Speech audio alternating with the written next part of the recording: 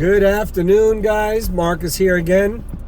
So today I'm going to do a video about K-turns. People do have problems with them. Again, I blame you guys because you're not really thinking about it outside the vehicle. You guys mostly only assume that you're going to learn stuff when you get in the vehicle. But if you actually put a little time outside the vehicle and go over, like, I don't know, with a remote control car, a toy vehicle with the turning wheels, an app, you know, or maybe just going outside and really analyzing what people are doing and trying to, you know, memorize it. You have to remember it regardless if you're in the car or not. I always find it's hard to study outside the car because you have to motivate yourself to look up information and to word your question properly to find the right video. Yes, but it's either that or you make a left into a bus and then you're traumatized, and then what? It's easier to make life and death mistakes and learn from that. I say get your mind right. So I'm about to pull out. We're going to do a big K-turn here on this block. I don't know if you see this. It's a huge street here in Brooklyn. And then I'm going to make a turn at the next corner and do another K-turn, on which the block is just a little bit smaller.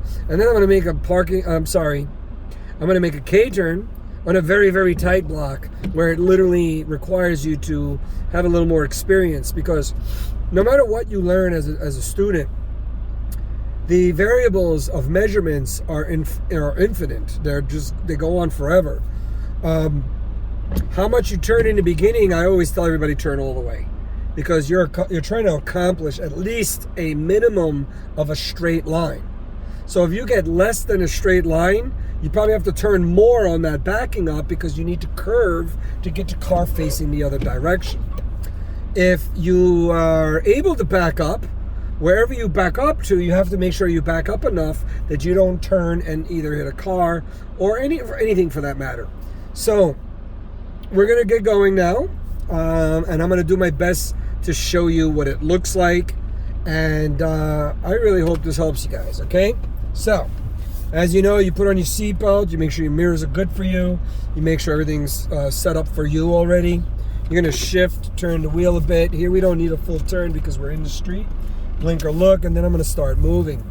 Right away, I'm going to pull over near the silver car that's in front of me on my right side. I'm put on my blinker, look over my shoulder, and I scoot on over about just like parking, like a foot or two, and I line up straight. Now, in this situation, it's very easy. It's a huge street, absolutely nobody across the street, and there's plenty of room. So what I'm looking for is the car coming down the block. I'm looking for the car coming down the block and anybody coming out of a driveway or crossing my path. And as of right now, there's nobody in my way.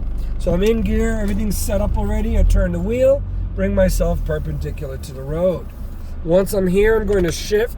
You have to be careful. If you have an open lane behind you, those cars technically have the right of way. So if you see a car, assess whether it's close enough to hit you. If it's down the block, then don't stress it. If not, focus on behind you and just get out of their way. And the same thing with the front. So if you get all the way back or all the way forward and that lane is clearly open, those people going straight technically have the right of way. Now, you have to get better at assessing how far a car is, and don't think you could make it if those people are going to catch up to where you are before you get out of the way. The day of the road test, just try to master these skills before you get to the road test, because your nervous system will throw a hiccup at you. I'm going to make a right turn here. Nobody's around. I turn into the corner.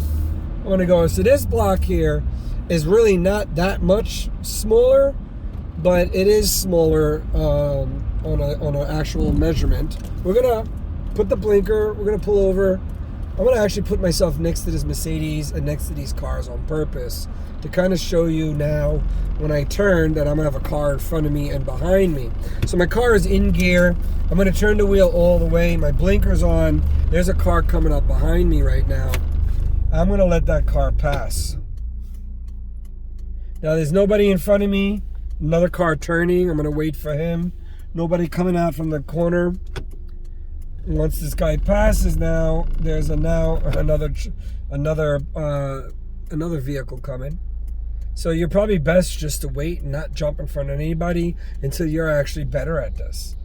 Because if you get hit by any of these cars because you turned in front of them, that could be a very legal issue for you. So we're going to stop here. We're going to turn. I'm going to turn more than twice. I'm going to turn as much as possible because I don't want to get any other car behind me. And now I'm in the center of the road here where the line is. I'm going to shift, turn. Again, no one's flying by me, and I'm going to get going. Try to remember, folks, when the cars that are behind you, when the cars are down the block on both sides of you, they see you in the middle of the road trying to do your K-turn. So it's probably best to just get it done with because they're coming down the block and you're in the middle of the road. So again, be careful of the cars close enough to you that actually could get into your path. So I'm going to pull over here, right blinker, right shoulder. It's a bit of a tight spot, man, because, it's a two-way street, but it's very narrow. There's a car in my way over there. There's some space in the front, and I got this big parking space next to me. So what I'm going to do now is probably use the space behind me. So we're going to put it in drive, turn the wheel. Again, my first objective is to get this car as straight as possible. This car is vibrating. All right, I'm going to move forward now that Slowpoke is driving by. And you're going to see here that I'm not going to get my car completely perpendicular to the road. So in this fashion here, I need to turn a whole lot more all the way to get this other curve so I could start facing that way. But thank God I picked a space where there's no cars behind me. Shift, turn, no one's flying down the road, nobody's in front of me, and I continue. So those are pretty much the general expectations at a road test. How you do your K-turn later on in life, it's up to you and your personal opinion and timeline. Of course, I wish everybody the safest trip ever, but if you don't practice it and you don't think about it, you're not going to learn it. And just practicing it kind of gives you a chip on your shoulder that when you know how to do it, you're going to be a lot more aggressive without thinking, and that's when people usually get in trouble or worse. So folks, I hope I was able to help you with your K-turn decisions and skill set. If you have any further questions, feel free to subscribe and write your comments and questions in the comment section.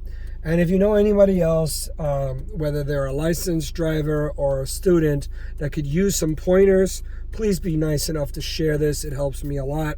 Thanks, guys. Drive safe and good luck.